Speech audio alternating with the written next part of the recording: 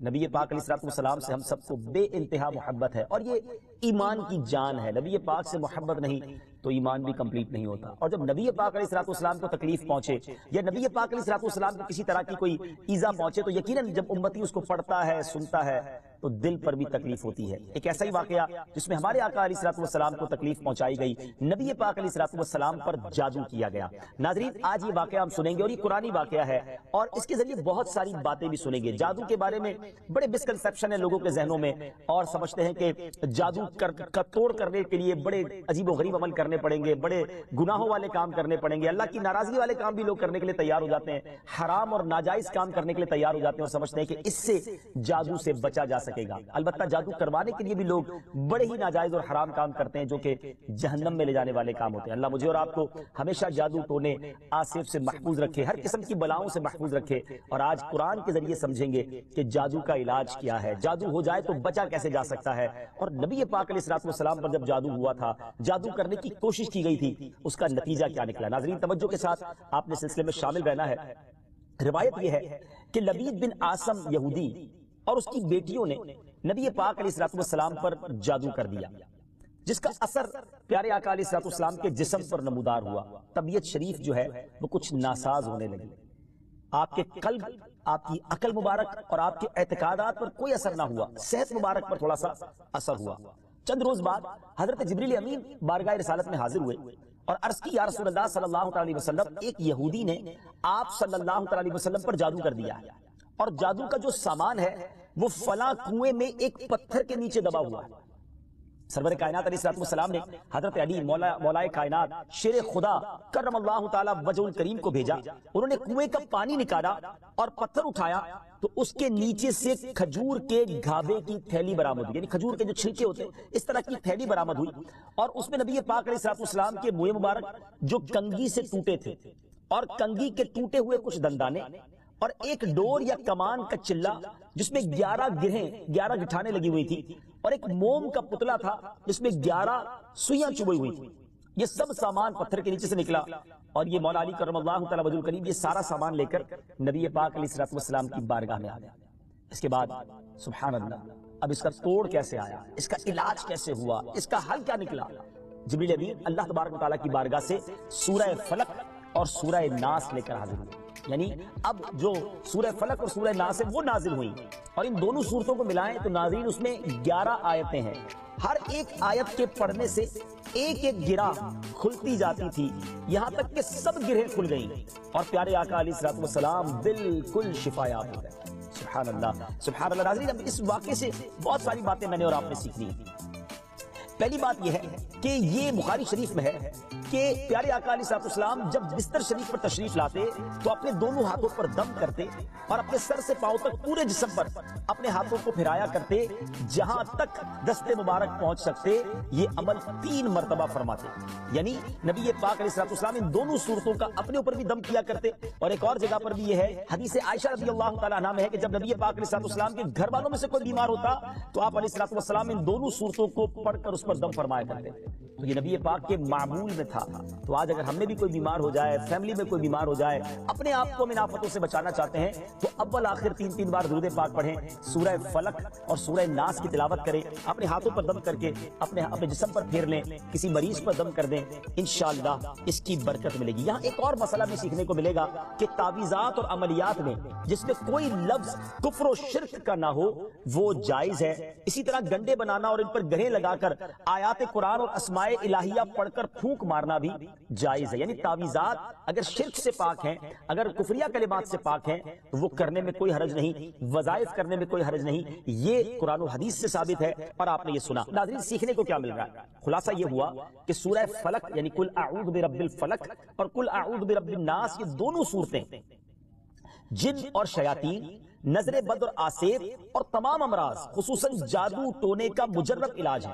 ان کو لکھ کر تعویذ بنائیں، گلے میں پہنائیں اور ان کو بار بار پڑھ کر مریض پر دم کریں، اور کھانے اور پانی اور دواؤں پر پڑھ کر پھونک دیں، اور پھر مریض کو کھانا وغیرہ کھلائیں، انشاءاللہ عز و جل ہر مرض اور بالخصوص جادو ٹونا دفع ہو جائے گا، مریض شفا یاب ہو جائے گا۔ اسی طرح قرآن مجید کی دوسری تمام صورتوں کے خصوصی خواص ہیں جن کو بہت خوبصورت کتاب جنتی زیور ہے اس میں بھی آپ پڑھ سکتے ہیں ناظرین۔ اسی طرح ہمیں چاہیے کہ قرآن پاک کی تلاوت کرتے رہے. قرآن پاک کی ہر حرف میں شفا ہے, برکتیں ہیں. اور آج خاص طور پہ ہمارے ناظرین کو گویا وظیفہ, قرآنی وظیفہ مل رہا ہے. بہت سارے ناظرین یہ گزارش کرتے ہیں کہ ہمیں کوئی وظیفہ بتایا جائے, تو دیکھیں آج تو قرآن کے ذریعے, اور وہ وظیفہ جو نبی پاک کو رب کی طرف سے عطا ہوا, پیارے آقا علیہ الصلوۃ والسلام کو بھی شفا نصیب ہوئی, تو ہمیں ضرور اس کو اپنانا چاہیے. ناظرین, اس سے پہلے کہ میں مزید اس معاملے میں آگے بڑھوں, میں چاہتا ہوں کہ دونوں صورتوں کی تلاوت اور اس کا ترجمہ پہلے سن لیتے ہیں, اور پھر مزید اس بارے میں بات کرتے ہیں کہ اس حیرت انگیز واقعے سے مجھے اور آپ کو مزید کیا سیکھنے کو ملتا ہے. پہلے سورہ فلق کی تلاوت ہوگی,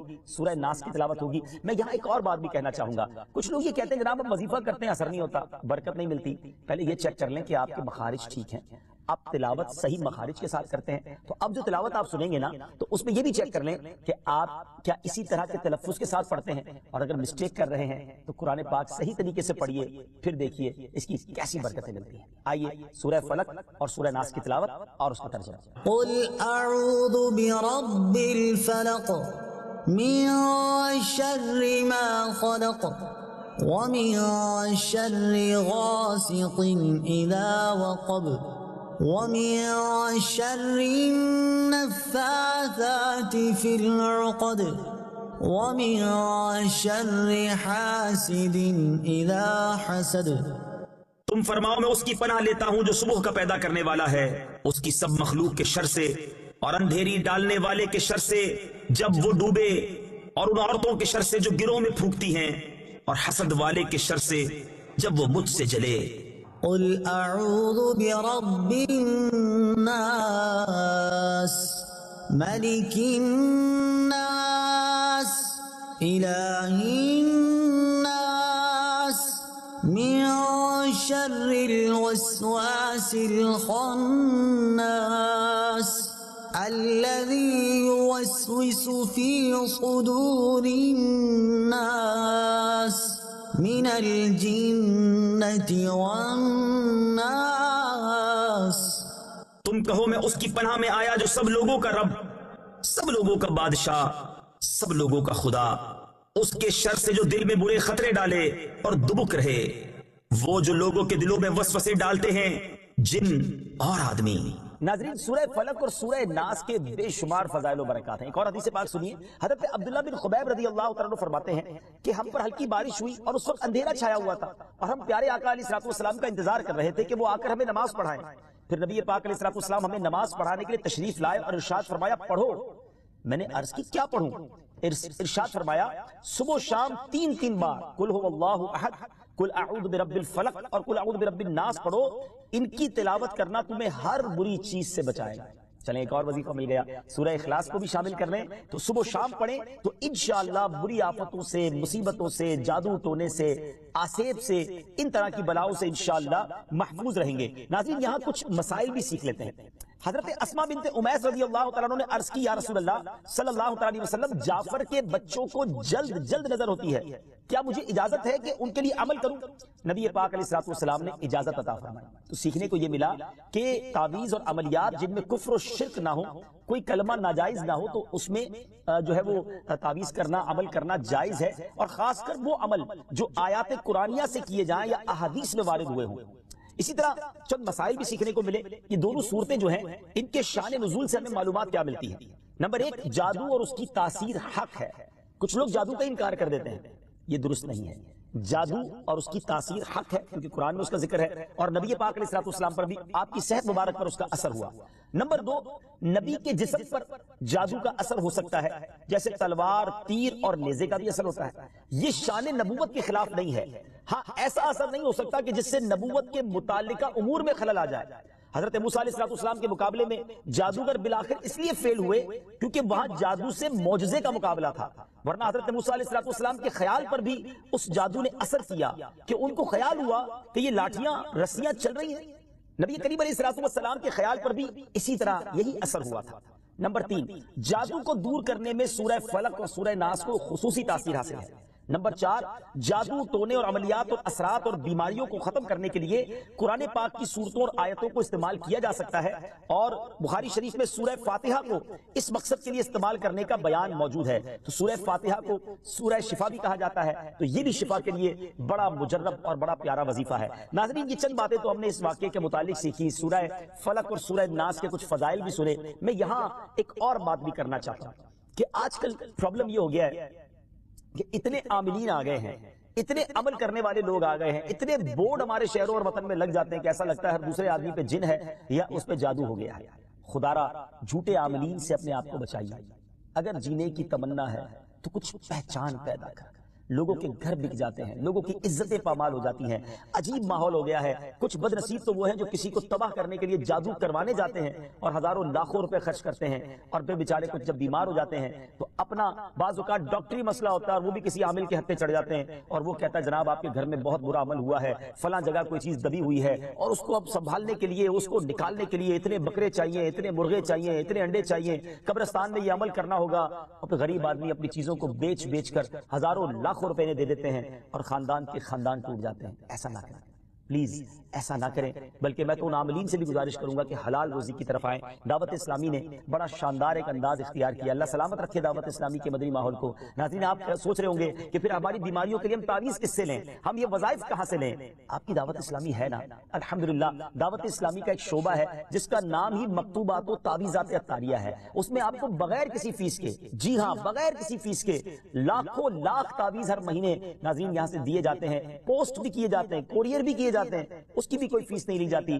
تو یہ تعویذات آپ دعوت اسلامی کے مرکز سے رابطہ کر کے لے لیجئے۔ آن لائن تعویذات کی سروس بھی موجود ہے، حالانکہ دعوت اسلامی کا اس ڈپارٹمنٹ پر لاکھوں کروڑوں روپے خرچ ہو رہا ہے، مگر اس لیے اس کو فری رکھا ہے تاکہ امت کے لیے آسانی ہو، دکھیاری امت جو ہے ان کے مسائل حل ہو جائیں، نہ جانے کس کی دعا لگ جائے اور ہمارا بیڑا پار ہو جائے۔ ہاں، اس میں یہ ضرور میں کہوں گا کہ وہ لوگ جو یہ پروگرام دیکھ رہے ہیں اور ان کو لگتا ہے کہ میں اس شعبے کو سپورٹ کروں، دعوت اسلامی جس شعبے میں خرچ کر رہی ہے اور نہ جانے کتنے دکھیارے مسلمانوں کی دعائیں لے رہی ہے، تو اگر آپ دعوت اسلامی کے شعبہ تعویذات عطاریہ میں سپورٹ کرنا چاہتے ہیں، اپنا ڈونیشن دینا چاہتے ہیں، تو بھی ہم سے رابطہ کر لیجئے۔ لیکن پلیز ان جھوٹے عاملوں سے اپنے آپ کو بچائیے۔ اور مجھے جو ناظرین سن رہے ہیں، ہر بندے پر جادو نہیں ہوتا، ہر بندے پر جن نہیں آ جاتا، ہر بات میں وسوسہ نہ لایا کریں، وظائف پڑھ لیا کریں۔ صبح شام یہ وظیفہ ہمیں نبی پاک نے دے دیا ہے، صبح گھر سے پڑھ کر نکلے، شام گھر پر آ کر سونے سے پہلے پڑھ لیں، آیت الکرسی سونے سے پہلے پڑھ لیں، اللہ نے چاہا خیر آپ کا مقدر رہے گی۔ اور مزید ضرورت ہو تو دعوت اسلامی کے اس شعبے سے رابطہ کر لیں۔ میں امید کرتا ہوں کہ آج کے اس واقعے سے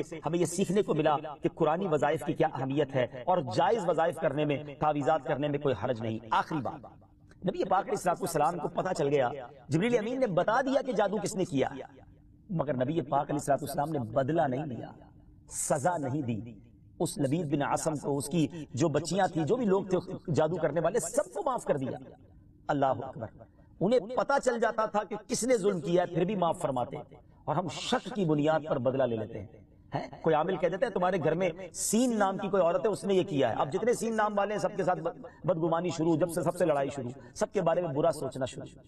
انسان ہی سے غلطی ہوتی ہے، معافی کرنے والا ذہن رکھیے، معاف کریں گے اللہ تعالیٰ آپ کو معاف کر دے گا، رحم کریں گے آپ پر رحم کیا جائے گا۔ اللہ مجھے اور آپ کو نبی پاک علیہ السلام کی اس مبارک سیرت سے سیکھنا نصیب فرمائے کہ اگر کسی سے غلطی ہو بھی گئی ہے، کسی نے ہمارا برا چاہا بھی ہے اور پتہ بھی چل گیا ہے، تو معاف کرنا اللہ کو بڑا پسند ہے۔ مشکل ضرور ہے، دل چاہتا ہے میں بھی بدلہ لوں، لیکن مزہ بھی تو یہی ہے نا کہ دل چاہ بھی رہا ہے، غلط بھی کیا ہے سامنے والے نے، اور میں بدلہ لے بھی سکتا ہوں، پھر بھی اللہ کی رضا کے لیے معاف کر دیں، اور اس نیت سے معاف کریں، میرے مالک میں تیرے بندے کو معاف کر رہا ہوں، تو مجھ گناہگار کو معاف فرما دے۔ اللہ کریم ضرور کرم فرمائے، اور یہی اسلام کی خوبصورتی ہے۔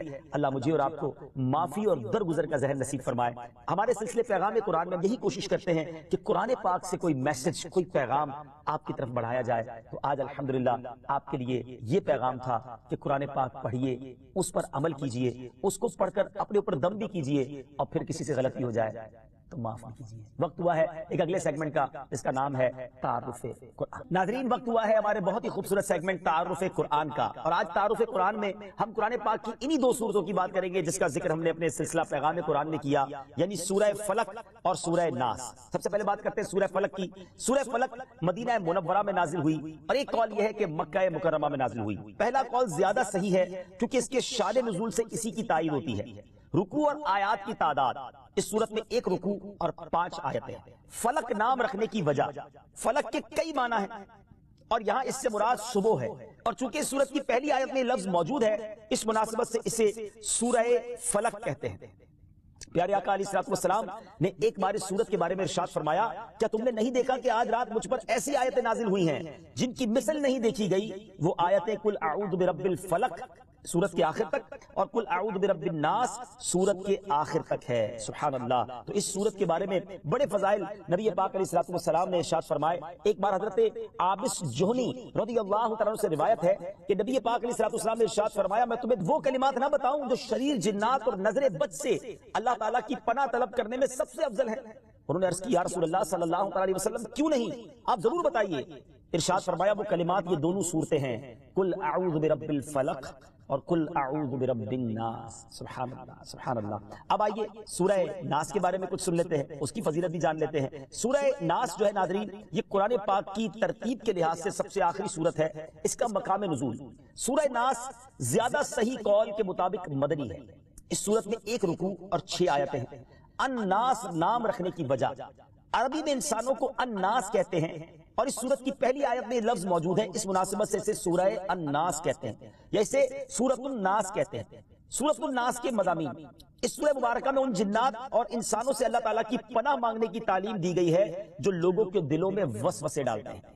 سورہ فلق کے ساتھ اس کی مناسبت کیا ہے؟ سورۃ الناس کی اپنے سے ماقبل سورت سورہ فلق کے ساتھ مناسبت یہ ہے کہ سورہ فلق میں ظاہری شر سے اللہ تعالیٰ کی پناہ مانگنے کی تعلیم دی گئی تھی اور اس سورت میں خفیہ شر سے اللہ تعالیٰ کی پناہ مانگنے کی تعلیم دی گئی ہے۔ اللہ تعالیٰ ہمیں ہر طرح کے شر سے محفوظ فرمائے، قرآن پاک پڑھنے، سمجھنے اور اس پر عمل کرنا نصیب فرمائے۔ مدنی چینل دیکھتے رہیے، اگلے سلسلے میں ایک اور پیغام قرآن لے کر حاضر ہوں گے۔ صلو علی الحبیب صلی اللہ تعالی علی محمد صلی اللہ علیہ